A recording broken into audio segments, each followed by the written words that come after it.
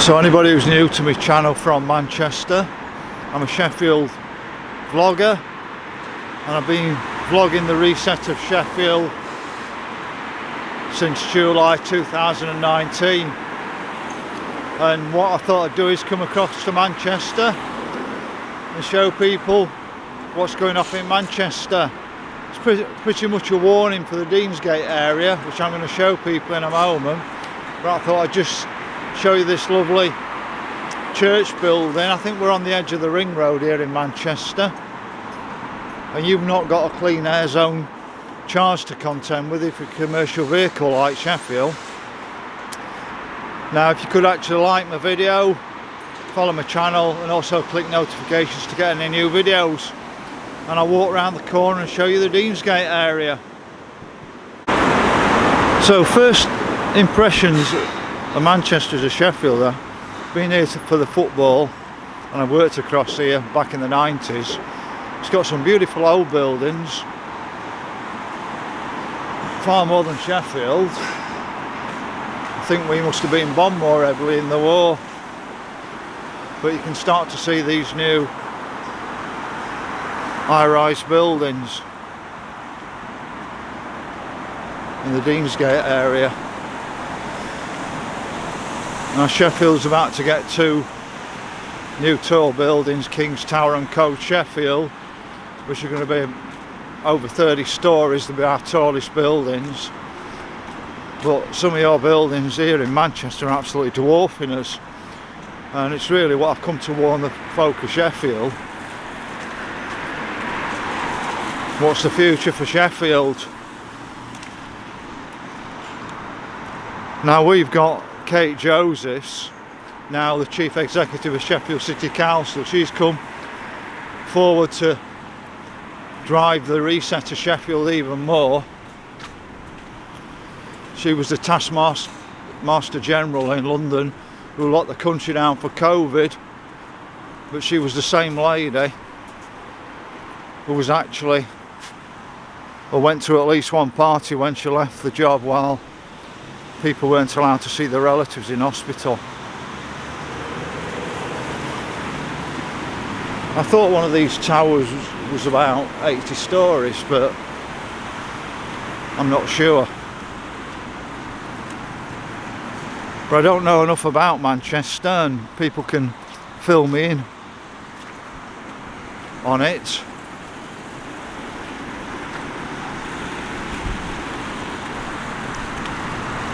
I'm sure the folks of Sheffield are pretty interested to see how Manchester's developing.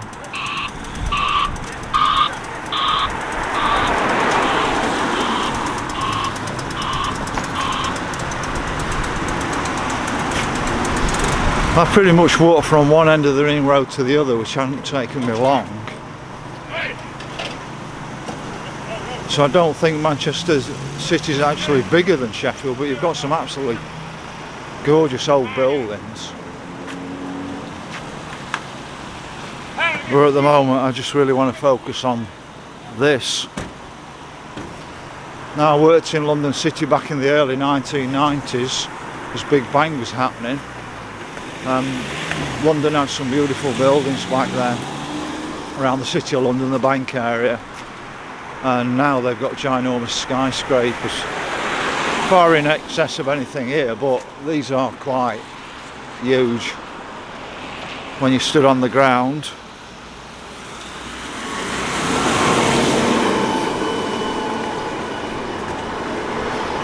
But I don't know whether these are offices or flats. But one of the things we're starting to notice in Sheffield, that a lot of the stuff isn't really flats. You have a bedroom and then you share your living space with other folk. We're a single bedroom flat in Sheffield now, in some of our developments, is costing £1,000 a month for a one bed.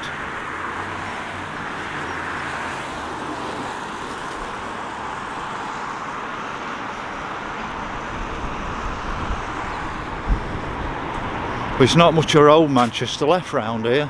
but there's some beautiful parts in the middle.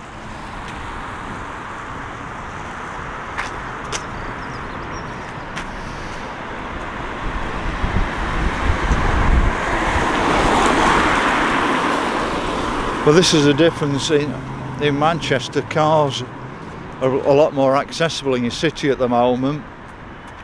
But if you get the clean air zone like we've got, it'll just make things worse for you. It's only commercial vehicles being charged in Sheffield at the moment, but I think it's just the start. The warning to everybody is, if Labour get in, Angela Rayner's already promised more of these clean air zones, and I think what they'll do is, in places like Sheffield, they'll extend it to cars. Now, you're really accessible with cars at the moment. It's quite clear in your city centre. Ours isn't. It's pretty much blocked off to cars. Just made it so awkward to drive a car anywhere in Sheffield city centre.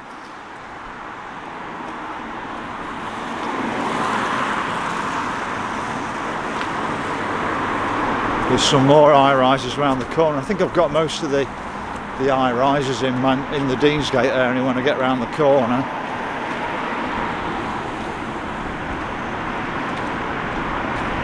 But I apologise for any inaccuracies because I'm a Sheffielder.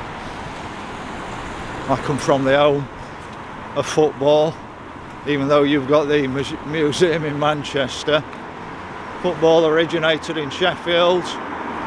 Association football, and you don't even mention it in the museum in Manchester. Sheffield was the birthplace of association football. Sheffield Alum and Sheffield Football Club,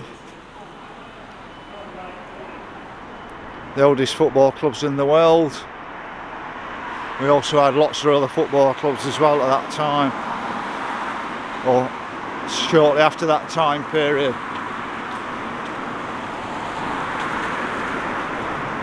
But I'm going to be uploading loads of other videos today. I'm coming from Sheffield on the Piccadilly. I want to try and capture some of your beautiful old buildings. I've just walked down on, I think it was on Whitworth Street.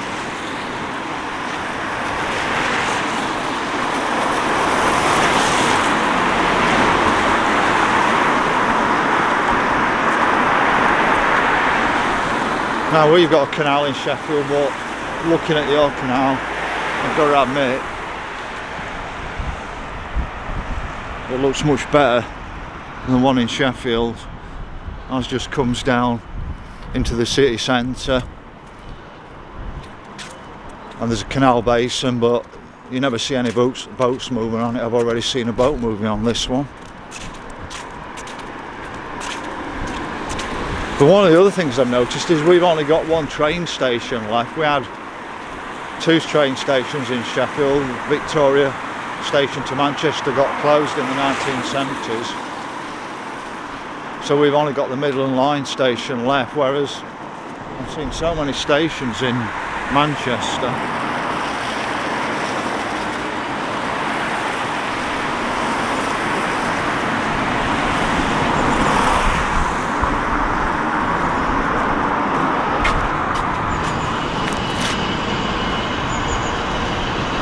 So really, to folks of Sheffield, do you want this?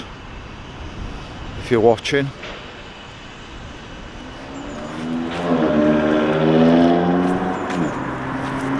I'm not against tall buildings, I just like to see buildings tall and beautiful.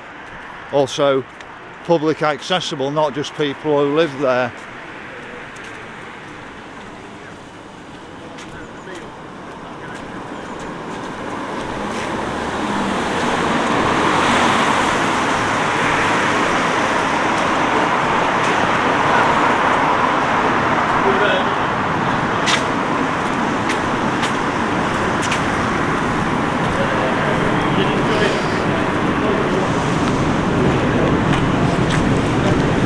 So you've got the same thing as we've got in Sheffield, cobble roads. I love to see them.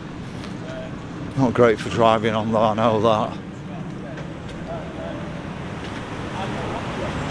I'll just have a quick walk up here. I'm just trying to show you the contrast between the old and the new.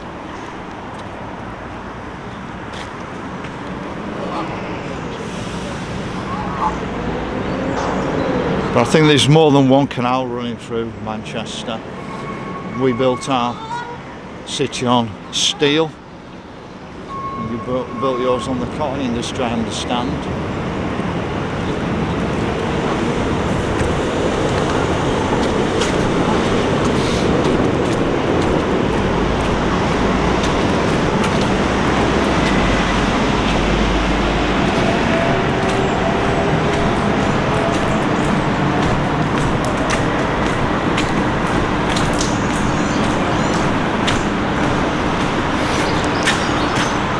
There's certainly some variety in Manchester with the old versus the new. But I think when you come from a city, you sort of just don't notice it, you become oblivious to it. I worked in Sheffield city centre for 15 years and you just take things for granted.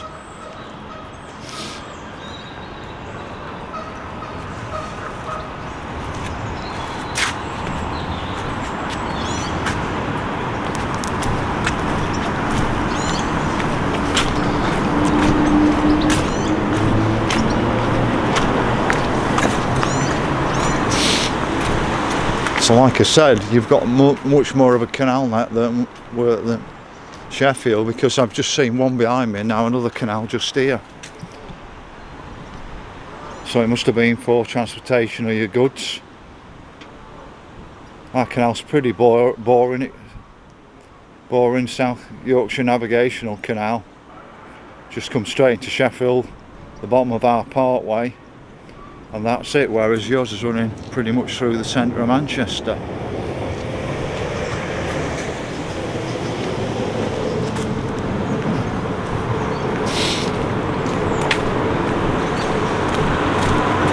It's a bit of a whistle-stop tour today. I've got until about 3 o'clock to capture as much as I can of Manchester for the folks back home in Sheffield.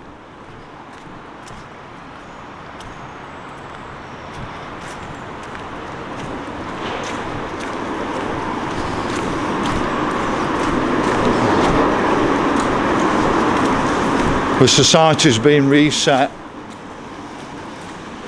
and if you're awake to that, brilliant. If you're not, you need to wake up to what's going off. You're lucky at the moment, you've got no clean air zone. Like I said, if Labour gets in,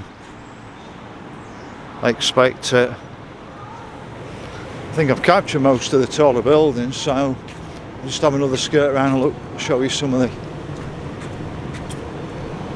the older buildings. But what I did is, back in July 2019, I came into Sheffield all the way through lockdown, and then I started to notice what was going off, and then I started to video what was going off, because they're just removing more and more of our past. If you can't remember your past, you don't know where you're going. It's like a map. Your past is a map to your future, but if they take that past away, they actually direct your future. So that's Deansgate station there. I'm going to have another walk down here as well.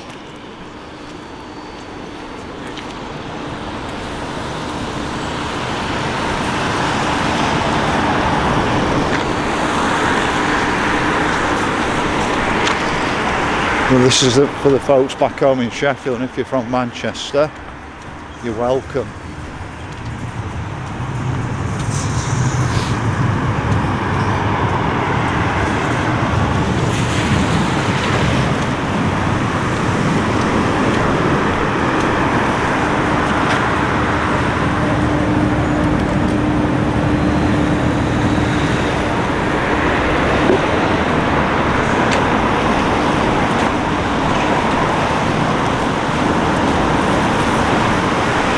Even in the distance you can see more high rises going off. my understanding, I could be wrong, I think the highest skyscraper in Manchester is 80 stories, and we're looking to just get a skyscraper about half that size.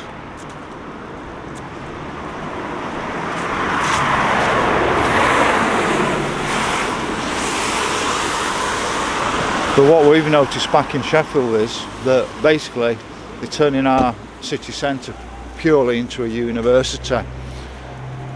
The Sheffield University and Hallam University, which was the old Polytechnic, and all they're doing is they're just building flats everywhere, and most of them are not real flats, they're social living, as I explained before. You get a private bedroom and then you share the rest of the living accommodation with other people, purely aimed at students. £9 a year fee to be at a university, and then it's probably £6 a year for accommodation for a student.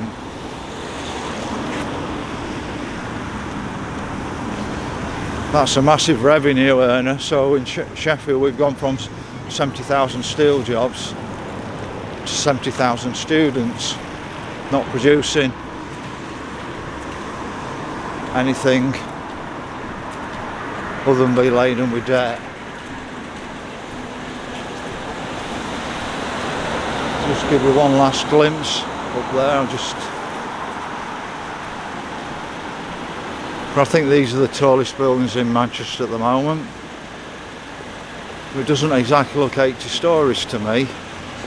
My understanding, I think it might be this one that's 80 stories. They don't look 80 stories, but they are ginormous.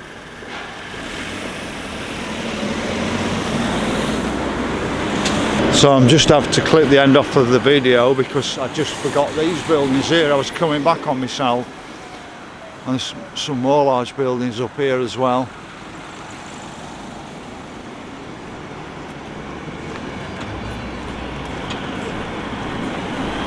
As you can see,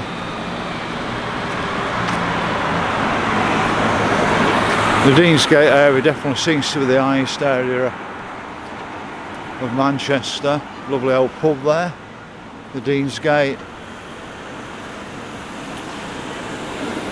Another skyscraper going behind it. So that's the end of my first part of my video on the Deansgate area, Manchester.